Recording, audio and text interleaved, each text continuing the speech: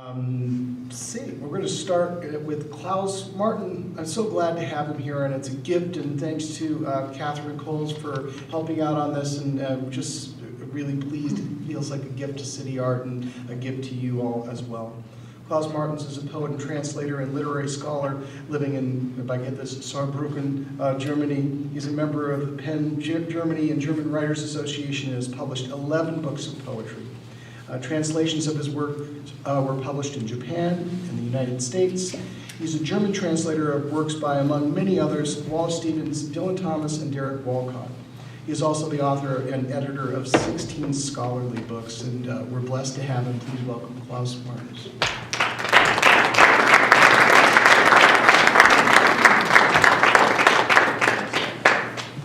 Thank you for this lovely introduction. Thank you for consenting to having me here. And I'd especially like to thank Natasha for the beautiful reading we just heard, and that her largesse actually extends to my reading, on the same evening where you're presenting your new wonderful book. I really appreciate it. Thank you very much. This is supposed to be full of books. Let's see what I got here. This is the book. Now this is my book. I hope to bring a few more copies in order, to celebrate Bach and make my trip worth my while as far as money is concerned. But no such luck. I came straight from Georgia Tech and their poetry center there, and they wanted all my books. And so most of them went there. I don't know why they did that. They must have had a reason. Anyway, this book is called A Restatement of Dreams, and it's sort of a hodgepodge, a bouillabaisse collection of poems in English that I've written over the past 2-3 years, besides writing my usual stuff in German. It also contains a number of poems translated by the lovely and knowledgeable Muriel Cormican at Western Georgia University, who's my American translator. And so she sort of dominates the back of the book here. There's also a poem on the back of the book. It's called Foreign Language. I think I should begin with that. Foreign language. Actually, it's not really foreign, is it? Well, some things are different. But with a little practice, you'll understand, you think. But the sleepwalker's feeling of rightness, one word put in front of the other, doesn't kick in. The required unawareness while speaking is absent. The feeling for the situation, with the skin, not the brain. In spite of all mistakes, correct. Of course, you are infallible, you think, in your own country. It never speaks with an accent.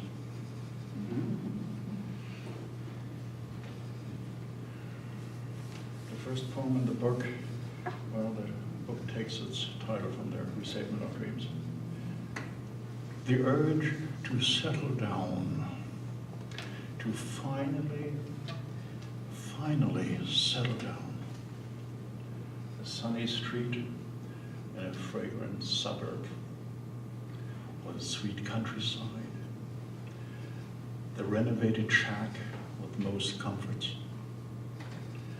the barn for her art and yours, a grove of hickory and a meadow for the kids and their animals, maybe even a brook of your own with whose babble only you are conversant.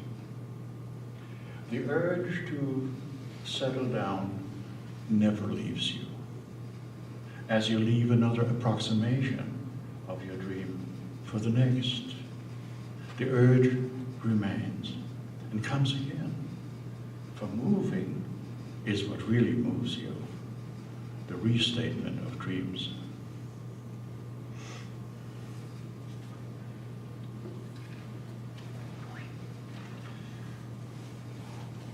hate to tell you, but I'm already approaching 70, so occasionally one looks back, and this is a look back to the 60s. It's called The Singer's Tooth. She was so beautiful and so overwhelmingly near that I envied myself when she smiled at me, saying comprehensible words in reply to my attempt at speech. Later, she sang for the few of us. We sat on the floor while she was barefoot and stood with her Martin guitar, 0018. For me, the singing had already begun when she smiled and spoke. I can still hear her sing, the words forgotten. Only the tune I remember, and the broken off corner of her left front incisor, which had caused those enchanting sibilants. Well, as you get older, some of your organs do not really, feel that they should be working as they used to.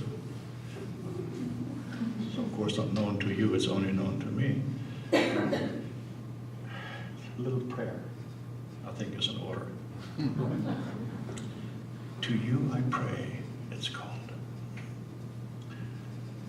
To you I pray. Now that I'm fast asleep, take my heart into your hands and ease away along life's crusts. Open, please, now what's closed. Give it back to me right now. It is already late.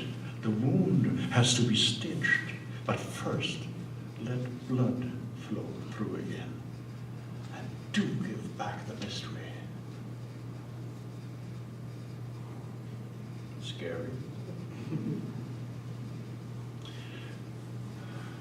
I'm a musician a bit myself, so I tend to watch the scene a little bit. So I have all these musical poems here.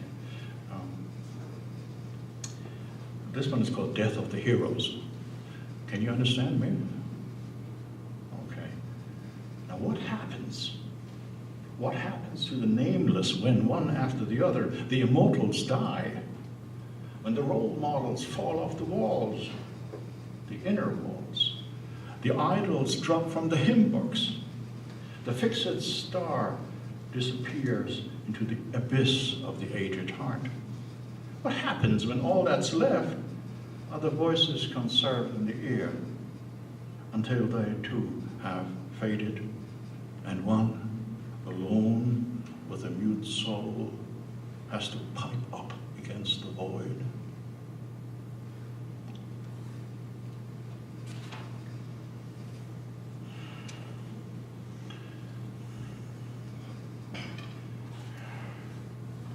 My host today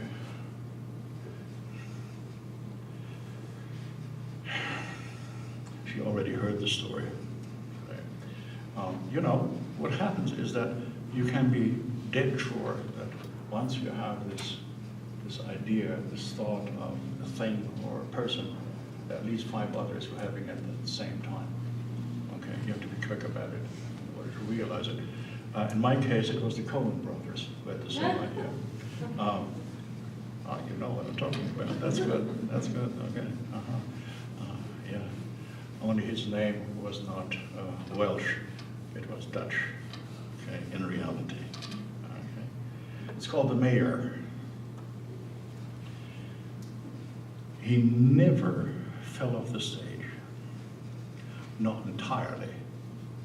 He held on to his guitar, to his chair. Before the performance or during the intermission, I saw him being led around the hall, outside, by 2 of the organizers. He, barefoot in the snow, with rolled up pants legs. Later on he played Poor Boy a Long Way from Home, slide guitar, open D tuning. We all sat in the audience, fascinated by music and depravity. But it was boredom with us, the eternal audience for a few bucks, that made him so drunk, reeling, bellowing in the snow, leaving his bloody footprints.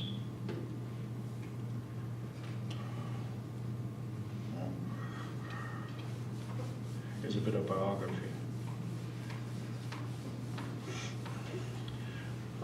You must all know this if you have children or parents, and all of us are both at some point in time. Your parents tell you of your origin. They have this first story that you sort of hang on to for your life, and you tend to not question it. This is called in a time of war. I was told, and I like to believe, I was conceived in much love on a large gray rock covered with Iceland moss and purple heather. And I recall, every time they told us, they smiled. A late summer day, high above a fjord in Norway, the afternoon sun warms them, my parents to be. There's a cooling breeze from the blue-green water below. Sky, mauve and high. Well, that's what I was told. And they must have believed it. But I was born in September, delivered by a passing doctor in black boots in a wayside inn in Germany, bombing squads passing over us and the clattering vehicles of the fleeing on the road outside. So, I tell you, and I have to believe it, it must have been a green ice day around Christmas in Norway. Everybody buttoned up, occupiers, my people, and resistance, their people. Still, and not very much else moved, I'm sure. So what happened? As I conceived it, there must have been an army Christmas party at the office in Oslo. And they were lonely and alone. But I still love the mosses, the purple heather on the rock above the cooling fjord below. Okay. Here's a related poem, if you can stand. It's called Survivor. My father survived 2 wars, built himself 2 worlds, then died of exhaustion or whatever the natural cause assigned to him. Then nobody mentioned shell shock, disgust, or blank horror, or icy winters as reasons for early burnout. A person didn't suffer burnout, he burned or he was burned. He died or didn't. If not, he survived. That is, he lived. That is, he worked and built yet another world. This one he didn't see, just the building materials, anger, sleeplessness, broken health. Still, my father was lucky. They had, as you already know, posted him in Norway, writing for a paper, transporting provisions from Sweden. He was spared, I guess, the Russian horrors and the horrors of the camps. And he never denied his early high hopes. A common feeling that comes before disillusionment and death. Thus, I think he shared our common fate.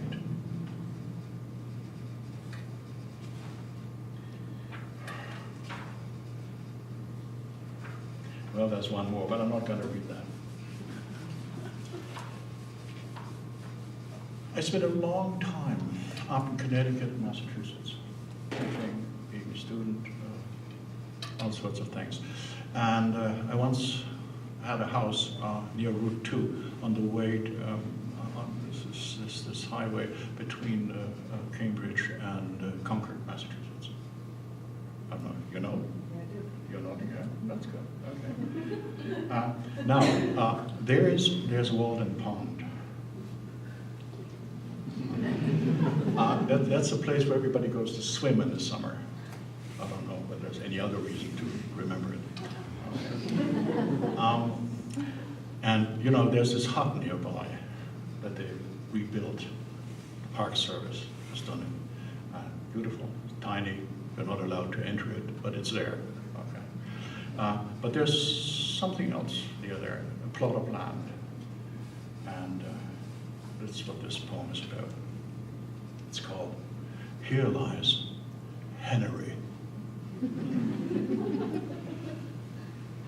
There's this stone engraved only with his first name, a granite headstone, gray and unassuming, almost smothered in large pine cones and evergreens, pebbles piled on top of each other, adding another head to the marker, marking the thoughts of Henry by so many passers-by. I understand they become so many in the course of the daily visiting hours, they have to be regularly removed. Where do they store them, I wonder? These huge piles of thought of him, which must be as large as Henry's diaries.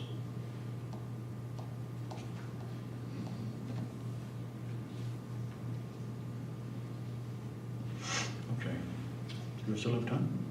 Okay, in a lighter vein, in August '99, we returned in a BWW bus as about half the world from the West Coast to the East Coast.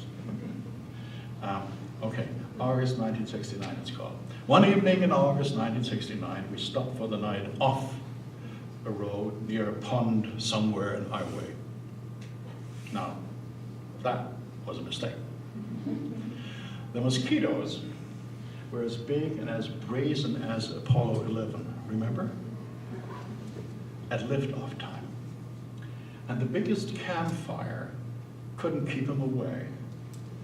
We fled into the seeming safety of our van's cabin, but the skeeters followed.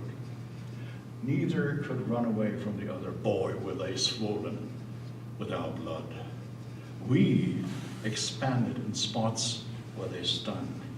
It was an uneven battle, and it was the only show down that night in central Iowa, which certainly is a bomb place for poetry, humming with thirst. Okay. In a soberer vein, don't smile when I say sober vein. Okay, in the sober vein, no, really. Okay. It's called In the Mediterranean. You've heard about the goings on there in the past 2-3 years concerning the people coming over from Africa, or at least attempting to do so. Now, when the African boat capsizes, spilling people of all ages, the hull, not quite like a sponge, but porous under layers of old color. So when it finally capsizes, and midmost midnight it still is, black in every direction of the missing compass, then the many kinds of fish and jellyfish come to inspect and touch the warm bodies treading water. Yes, even the dolphins, who are said to have saved mariners in the lore of ancient times. Sharks? Are there sharks? So when the boat capsizes, which was to be expected and feared, the hope which sailed the ship is the last to leave, which doesn't save it either. In the morning, she lies dead among all the others on the sand, not quite whole from the nibbling it took.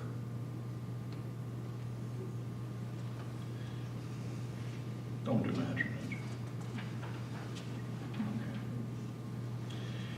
Here a few poems in both German and English. Do you think you could stand one in German, just for the sound of it? Anybody who understands German? Raise your fingers, please. Well, that's not too many. Okay. All right. Okay. You are hardy souls. Okay.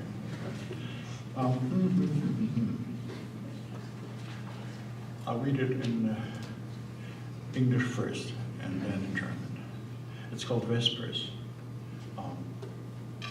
For a long time, I used to go to Canada regularly, and most of my first stops were in Toronto, actually. Toronto being on, Blue Ontario's shore and so on, tends to be quite foggy in the evening. Some fog falls like a curtain coming down. I've been to the movies and was hungry and picked up a burger and sat down. This is what it's about. The warm, wet wings of the evening sink semi-transparent, silver and gray, down along the towers of St. James in Toronto, and onto the trees of the almost abandoned park, not far from this bench. Back from the movies, my dinner in a plastic bag, next to me on a seat. A bolt of lightning penetrates the hovering haze and lands a little bit in front of me. All this twirling, this striding, this stare. She is my seagull. Still unfamiliar, but mine. She found me, one among all the others who are not eating. I am her friend and must share everything now. Here a crumb, another one. Further bolts alight. My seagull cranes her neck horizontally, opens her beak, can't do this, opens her beak, and speaks loudly. We want to be left alone. We, friends for the infinity of our Vespers.